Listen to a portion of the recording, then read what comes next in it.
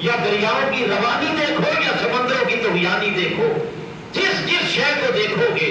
تم اس نتیجے پر پہنچو گے حتی یتبین لہ الحق،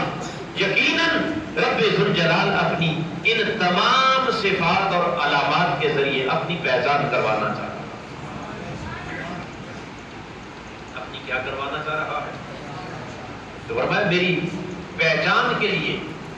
اپنی شناخت کے لیے اور اپنے تعارف کے لیے میں نے اپنی صفات کو ظاہر کر دیا، آیات کو، علامات کو ظاہر کر دیا، اور نہ صرف آفاق میں، نہ صرف کائنات میں، نہ صرف زمین و آسمان میں، وفی انفسہم، رب کائنات نے فرمایا کہ میں نے اپنی نشانیاں تمہارے اس وجود کے اندر بھی رکھی۔ یہ تو کائنات پست والا ہے زمین و آسمان میں، ذرا اپنے وجود کے اندر ہے انسان غور کر، اپنے 6-7 فٹ اس وجود کے ظاہر اور باطن کو دیکھ، کبھی اپنی بینائی پر غور کر، کبھی اپنی گویائی پر غور کر، کبھی اپنی سماعت پر غور کر، کبھی اپنے ہاتھوں کی گرفت پر غور کر، کبھی اپنے قدموں کے چلنے پر غور کر، کبھی اپنے دل کی دھڑکنوں پر غور کر، کبھی اپنی ابتدا پر غور کر کہ تو کیا تھا، ایک بھوت کو اٹھا کر انسان کس نے بنا دیا، اے اس کو احسن تقویم کے درجے پر کس نے پہنچا دیا، تجھے اتنا حسین و جمیل بنایا کس نے، تجھے یہ عقل، خرد، سوچ، سمجھ عطا کس نے کی، یہ طاقت، یہ سطوت، یہ اختیارات کس کے دیے ہوئے ہیں؟ فرمایا فی انفسہم، اگر آفاق میں دیکھے گا تب بھی اور اپنے وجود کے اندر دیکھے گا تب بھی اس نتیجے پر پہنچے گا حتی یتبین لہم انہ الحق، اس پوری کائنات پست والا اور اس کائنات انفس و آفاق کا پورا سسٹم چلانے والا اگر کوئی ہے تو وہ صرف ایک ذات خدا ہے۔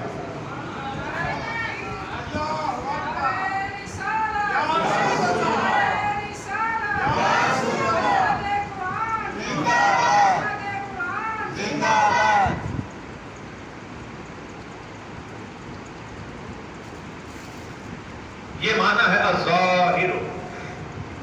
کہ اس کی صفات ہر شے میں ظاہر ہے، اس کی صفات ہر شے میں، بولیے، علامات ہر شے میں، آیات ہر شے میں، بولیے کیا ہے؟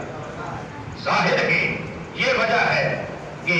اس نے کہا کہ میں نے اپنی نشانیاں اور اپنی صفات اور علامات کائنات میں اس طرح بکھیر دی ہیں،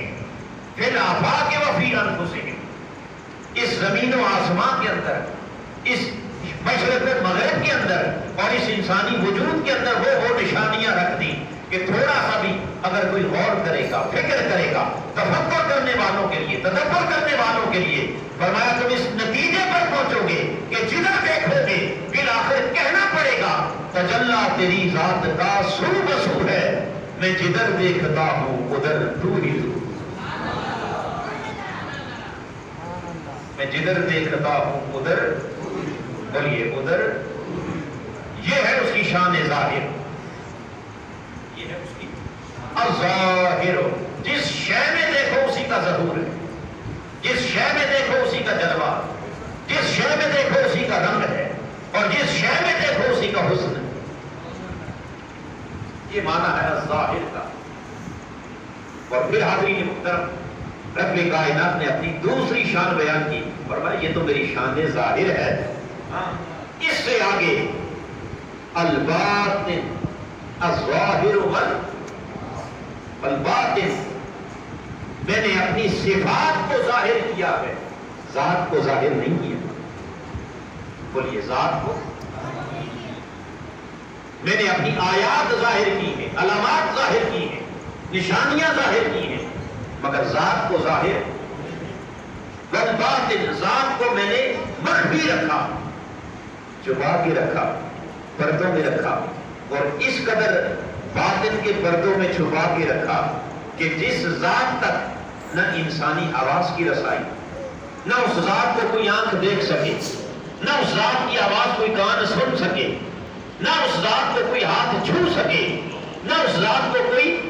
قوت شامہ سونگ سکے، نہ اس ذات کو کوئی زبان چکھ سکے، وہ ذات تمہارے حواس سے بالا، پھر حواس سے اوپر۔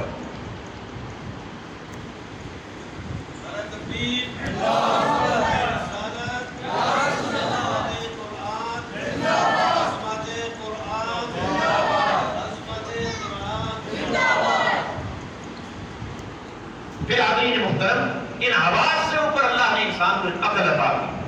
بہت سی چیزیں جو آپ کے حواس میں نہیں آتی مگر انسان کی عقل میں آ جاتی ہے، مگر خالق کائنات نے فرمایا هو الباطن، اس قدر مخفی ذات ہے کہ انسانی عقل بھی اس کا ادراک کر سکتی ہے، کسی کی عقل نے آج تک اسے پہچان سکا۔ پھر اس عقل سے اوپر رب کائنات نے، بلکہ اس عقل سے بھی آگے انسان کو ایک تخیل اور تصور کی قوت دی ہے۔ بہت سی چیزیں آپ ان کو اپنے حواس سے نہیں پہچانتے، عقل میں بھی نہیں آتی مگر خیال میں آتی ہے، تصور میں، بولیے تصور میں کبھی کبھی آ جاتی، تخیل میں آتی ہے۔ اب رب کی ذات کو کوئی خیال میں لا کے بتائے وہ ذات کیسی ہے، اس کا حسن کیسا ہے، اس کی شکل و صورت کیسی ہے، وہ کہاں ہے کہاں نہیں، اس کی حیثیت، اس کی کیفیت، کوئی چیز بھی ایسے آنکھیں بند کر کے تصور کرے، تصور میں آتا ہے؟ بولیے خیال میں بھی نہیں آتا، تصور میں بھی، حتیٰ کہ گمان میں بھی نہیں آتا، وجدان میں بھی نہیں آتا۔ یہ معنی ہے الباطن۔ گویا رب کائنات نے اس الظاہر والباطن کے ذریعے دو حقیقتوں کو واضح کر دیا کہ لوگوں اس کائنات میں ظاہر میں جو کچھ تمہیں دکھائی دے رہا ہے یہ سارا اس کی صفتوں کا رنگ ہے، اور جتنے رنگ تمہیں نظر آ رہے ہیں ان کے پیچھے اگر کوئی چھپی ہوئی ذات کار فرما ہے تو وہ ذات حق ہے۔ اس ظاہر اور باطن دونوں کو، بولیے ظاہر اور باطن، ان دونوں حقیقتوں کو اولیاء اور عرفاء، اور خاص طور پر جو متصوف فلاسفر، یعنی جو تصوف کے فلسفہ پر یقین رکھنے والے اولیاء اور عرفاء ہوئے، انہوں نے اس کو دو اصطلاحات کے ذریعے بیان کیا، ایک وحدت الوجود اور ایک وحدت الشہود۔ وحدت الوجود اور وحدت، اب یہ ایک مشکل بحث ہے اولیاء اللہ کے ہاں، تو اس کی اور فلاسفہ کے ہاں اس کی تفصیل میں نہیں جانا چاہ رہا۔